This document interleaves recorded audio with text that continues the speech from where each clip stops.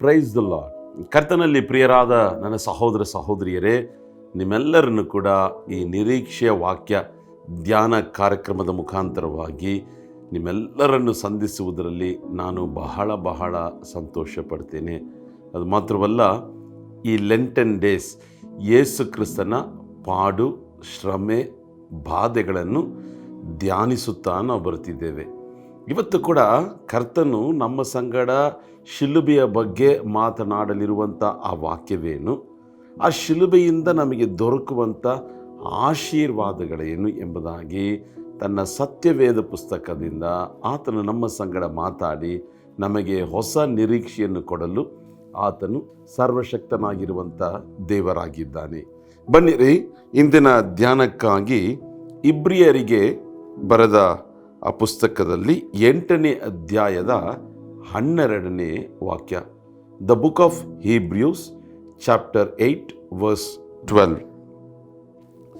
ನಾನು ಅವರ ದುಷ್ಕೃತ್ಯಗಳ ವಿಷಯವಾಗಿ ಕ್ಷಮೆ ಉಳ್ಳವನಾಗಿರುವೆನು, ಅವರ ಪಾಪಗಳನ್ನು ನನ್ನ ನೆನಪಿಗೆ ಎಂದಿಗೂ ತರುವುದಿಲ್ಲ ಎಂದು ಕರ್ತನು ನುಡಿಯುತ್ತಾನೆ. ಪ್ರಿಯರಾದವರೇ, ಶಿಲುಬೆಯಲ್ಲಿ ಅನೇಕ ಆಶೀರ್ವಾದಗಳು ಉಂಟು. ಶಾಪದಿಂದ ಬಿಡುಗಡೆ, ದರಿದ್ರದಿಂದ ಆಶೀರ್ವಾದ, ಸೈತಾನನ ಕ್ರಿಯೆಗಳು ಲಯವಾಗ್ತದೆ. ಅದು ಮಾತ್ರವಲ್ಲ, ಮಾಟಮಂತ್ರದ ಕ್ರಿಯೆಗಳು, ಆ ಬಂಧನಗಳು ಬಿಚ್ಚಲ್ಪಡುತ್ತದೆ. ನಮಗೆ ಸಮೃದ್ಧಿ, ನಮಗೆ ಸಮಾಧಾನ, ಈ ರೀತಿಯಾಗಿ ಅನೇಕ ಆಶೀರ್ವಾದಗಳಿದ್ದರೂ ಕೂಡ ಇವತ್ತು ಈ ಜಾಗದಲ್ಲಿ ಬರೆಯಲ್ಪಟ್ಟಿರುವಂಥ ವಾಕ್ಯ ಏನಂತ ನೋಡಬೇಕಾದ್ರೆ, ಕರ್ತನು ಹೇಳ್ತಿದ್ದಾನೆ, ಶಿಲುಬೆಯ ಮುಖಾಂತರವಾಗಿ ಯೇಸು ಕ್ರಿಸ್ತನು ಮುಳ್ಳಿನ ಕಿರೀಟ, ಕೈಗಳಲ್ಲಿ ಮೊಳೆಗಳು, ಕಾಲುಗಳಲ್ಲಿ ಮೊಳೆಗಳು, ತನ್ನ ದೇಹವೆಲ್ಲ ಜಜ್ಜಲ್ಪಟ್ಟಿತ್ತು. ತನ್ನ ಬೆನ್ನು, ಯೇಸು ಕ್ರಿಸ್ತನ ಬೆನ್ನು ಹೇಗಿತ್ತಂತೆ, ನೆಲದಲ್ಲಿ ಉಳಿದ್ರೆ ಹೇಗಾಗುತ್ತೆ ಆ ಥರ ಇತ್ತಂತೆ ಆತನ ಬೆನ್ನು. ಅಷ್ಟು ಬಾಧೆ, ಕಷ್ಟ. ಯಾಕೆ ಇದನ್ನೆಲ್ಲ ಆತನ ಅನುಭವಿಸಿದ ಎಂಬುದಾಗಿ ನೋಡಬೇಕಾದ್ರೆ ವಾಕ್ಯ ಹೇಳ್ತದೆ, ನಮ್ಮ ದುಷ್ಟಕೃತ್ಯಗಳನ್ನು ಆತನು ಕ್ಷಮಿಸುವುದಕ್ಕಾಗಿ. ಅದು ಮಾತ್ರವಲ್ಲ, ನಮ್ಮ ಪಾಪಗಳನ್ನು ಆತನು ಎಂದಿಗೂ ತನ್ನ ನೆನಪಿಗೆ ತಂದುಕೊಳ್ಳುವುದೇ ಇಲ್ಲ. ಪ್ರಿಯರಾದವರೇ, ನಾವೆಲ್ಲರೂ ಕೂಡ ಪಾಪ ಮಾಡಿ ದೇವರ ಮಹಿಮೆಯನ್ನು ಕಳಕೊಂಡಿದ್ದೇವೆ.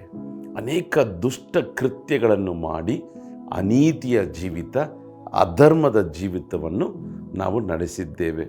ಈ ಲೋಕದಲ್ಲಿ ಯಾರು ಕೂಡ ನಾನು ಯೋಗ್ಯನು ಎಂಬುದಾಗಿ ಹೇಳೋದಕ್ಕೆ ಸಾಧ್ಯನೇ ಇಲ್ಲ. ಕಾರಣ, ಯಾವುದೋ ಒಂದು ರೀತಿಯಲ್ಲಿ ಯಾವುದೋ ಒಂದು ಅನ್ಯಾಯ, ಯಾವುದೋ ಒಂದು ಅಕ್ರಮ, ಯಾವುದೋ ಒಂದು ಅಪರಾಧ, ಯಾವುದೋ ಒಂದು ದುಷ್ಟ ಕೃತ್ಯಗಳನ್ನು ಅವರು ಮಾಡಿದ್ದಾರೆ. ಕರ್ತನು ಹೇಳ್ತಿದ್ದಾನೆ, ನಾವು ಶಿಲುಬೆಯ ಬಳಿಗೆ ಹೋಗಿ ನಮ್ಮ ಪಾಪಗಳನ್ನು ಅರಿಕೆ ಮಾಡಿ ಯೇಸು ಕ್ರಿಸ್ತನ ರಕ್ತದಿಂದ ತೊಳೆಯಲ್ಪಟ್ಟರೆ, ಕರ್ತನು ಹೇಳ್ತಿದ್ದಾನೆ, ನಿಮ್ಮ ನನ್ನ ದುಷ್ಟಕೃತ್ಯಗಳಿಗೆ, ಅನೀತಿಗಳಿಗೆ, ಅಧರ್ಮಗಳಿಗೆ ಆತನು ಕನಿಕರವನ್ನು ತೋರಿಸುತ್ತಾನೆ. ಆತನು ಕ್ಷಮೆ ಉಳ್ಳವನಾಗಿ ಇರ್ತಾನೆ. He will show his mercy. He is a compassionate god. ಆತನು ಹೇಗೆ ನಮ್ಮ ಮೇಲೆ ತನ್ನ ಕನಿಕರವನ್ನು, ತನ್ನ ದಯೆಯನ್ನು, ತನ್ನ ಪ್ರೀತಿ, ಮಮತೆಯನ್ನು ತೋರಿಸಲು ಸಾಧ್ಯ? ಕಲ್ವಾರಿ ಶಿಲುಬೆ ನಿಮಿತ್ತವಾಗಿ. ಒಂದು ವೇಳೆ ನಾವು ಮಾಡಿರುವಂಥ ಅಕ್ರಮ ದುಷ್ಟಕೃತ್ಯಗಳನ್ನು ಜನರ ಮುಂದೆ ಇಟ್ಟರೆ ಅವರು ನಮಗೆ ನಿಶ್ಚಯವಾಗಿ ಏನಾದರೂ ಒಂದು ಶಿಕ್ಷೆನೋ ದಂಡನೆಯೋ ಸಿಗಬೇಕೆಂಬುದಾಗಿ ಆಕ್ರೋಶವುಳ್ಳವರಾಗಿ, ರೌದ್ರವುಳ್ಳವರಾಗಿ ನಮ್ಮನ್ನು ಸಾಯಿಸಬೇಕೆಂಬ ಆಲೋಚನೆಯನ್ನು ಗೊಂಡಿರ್ತಾರೆ. ಆದರೆ ಕರ್ತನ ಕೃಪೆ ನಮಗಾಗಿ ಶಿಲುಬೆಯಲ್ಲಿ ಆತನು ಒಡೆಯಲ್ಪಟ್ಟಿರೋದ ನಿಮಿತ್ತವಾಗಿ, ಜಜ್ಜಲ್ಪಟ್ಟಿರುವ ನಿಮಿತ್ತವಾಗಿ ಆತನು ಹೇಳ್ತಿದ್ದಾನೆ, ನಿಮ್ಮ ದುಷ್ಟ ಕೃತ್ಯಗಳ ನಿಮಿತ್ತವಾಗಿ, ಆ ಅನೀತಿಯ ನಿಮಿತ್ತವಾಗಿ, ಅಧರ್ಮದ ನಿಮಿತ್ತವಾಗಿ ನಾನು ನಿನಗೆ ಕನಿಕರವುಳ್ಳವನಾಗಿರ್ತೇನೆ. ಅದು ಮಾತ್ರವಲ್ಲ, ನಮ್ಮ ಪಾಪಗಳನ್ನು ಎಂದಿಗೂ ನೆನಪಿಗೆ ತಂದುಕೊಳ್ಳುವುದೇ ಇಲ್ಲ. He will never remember our sins. Amen. ನೋಡ್ರಿ, ಲೋಕದಲ್ಲಿರುವಂಥ ಜನರಿಗೂ ದೇವರಿಗಿರುವಂಥ ವ್ಯತ್ಯಾಸ. ಲೋಕದಲ್ಲಿರುವಂಥ ಜನರು ನಾವು ಮಾಡಿದ ತಪ್ಪನ್ನು ಅವರು ಸಾಯೋ ತನಕ ಮರೆಯೋದಿಲ್ಲ ಅಲ್ವ. ದೇವರು ಒಂದು ಗುಣಾತಿಶಯ, ನಾವು ಅನೀತಿ ಅಕ್ರಮಗಳನ್ನು ತಪ್ಪು ಮಾಡಿ ಶಿಲುಬೆಯ ಬಳಿಗೆ ಬಂದು ಪಾಪಗಳನ್ನು ಅರಿಕೆ ಮಾಡಿ ಕ್ಷಮಾಪಣೆಯನ್ನು ಹೊಂದಿಕೊಳ್ಳುವುದಾದರೆ ನಮ್ಮ ಪಾಪಗಳನ್ನು ಎಂದಿಗೂ ಆತನು ನೆನಪಿಗೆ ತಂದುಕೊಳ್ಳುವುದೇ ಇಲ್ಲ.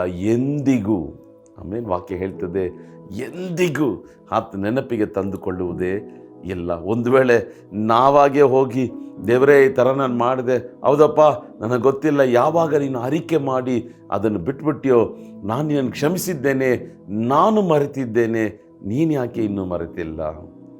ಎಂದಿಗೂ ನಮ್ಮ ಪಾಪಗಳನ್ನು ನೆನಪಿಗೆ ತಂದುಕೊಳ್ಳುವುದೇ ಇಲ್ಲ. ಅದೇ ರೀ ಶಿಲುಬೆಯಿಂದ ನಮಗೆ ಸಿಗುವಂಥ ಆಶೀರ್ವಾದ, ಅದೇ ರೀ ಶಿಲುಬೆಯ ಪ್ರೀತಿ, ತಾಯಿಯ ಪ್ರೀತಿಗಿಂತ ಮಿಗಿಲಾದಂಥ ಪ್ರೀತಿ.